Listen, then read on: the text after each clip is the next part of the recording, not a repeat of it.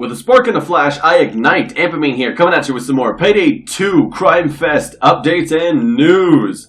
Now, interestingly enough, Overkill Software actually released 2 new features today. One of which is nice, but not something that I particularly think is super amazing. The second one is actually something that they have needed, well, I shouldn't say needed, but that I personally have wanted for a very long time. Now, the first feature is that they implemented a system whereby AI characters can now trade hostages to bring players back into the game. What this means is that now, say, if you're playing a solo match, or if you're, playing a solo match just waiting for people to come in, or, so either you're pure solo or you're just waiting for other players to join. If you have a hostage and you go into custody and the AI players survive, now they can actually trade that hostage in to bring you back. It's not an instant game over like it used to be, which is pretty cool because sometimes I like to solo loud heists because, I like to try something new. I want to try a new weapon, something like that. Or it's a heist that I've never actually seen before and I want to get a handle on it before I inflict myself on other actual players who, know what they're doing, and I don't want to just be running around being like, I have no idea what I'm doing, I'm sorry everybody, which is generally what happens anyway, but it's made much worse when it happens in the heist yet. So again, not a feature that I think was like absolutely desperately needed, but is definitely a nice feature to have, so that gets my thumbs up of approval. Go Overkill Software, this one is definitely good. And the second one is actually a lot more interesting in my opinion.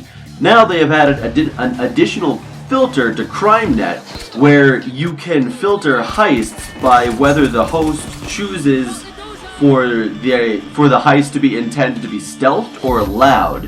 And this is really awesome because when you join a game in a lobby, you can say, okay, hey, are we going stealth or are we going loud?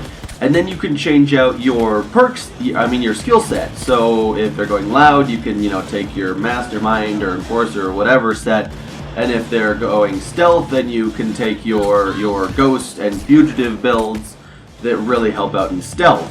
However, the problem was if you join in the middle of the game, you can't change out your perk set. So if you're an enforcer, and you join in some sort, say an election day. Some people just always take election day loud, they don't care.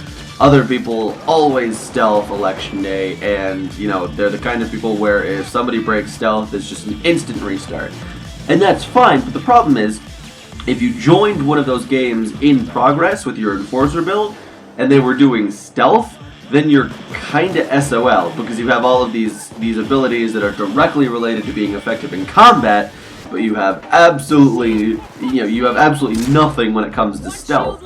So you can get your concealment down pretty low, but in terms of really contributing, you're pretty limited. And this actually happened to me a while back, where I had my enforcer build and I was trying to help stealth, and I didn't have the shinobi skill. I hit a guard and somebody heard the guard scream, and I was like, oh cool, I just ruined this for everybody. And that is exactly the sort of thing that I think this filter is going to try and prevent. And yes, this is definitely a feature that I think was needed. This removes a lot of the frustration when you join in a game and it is in progress and it's not something that your character is currently built for.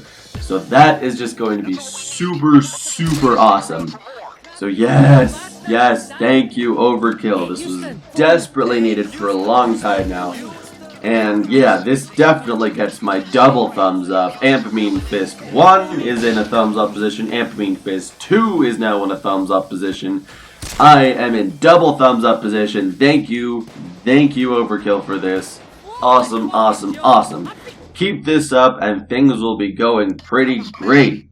Now, as for the safe and drill controversy, as far as I know, Overkill has not actually come out and said anything specific about it. They haven't released any replies on Twitter, and they haven't released any official news posts saying whether or not they're actually going to change things. So for now, all of that is still you have a safe drop in card unlock, and you have to actually purchase the drill with real money, or you trade for it. You can also trade for drills if you have something that someone else wants, say like a certain safe that has a skin that they might want.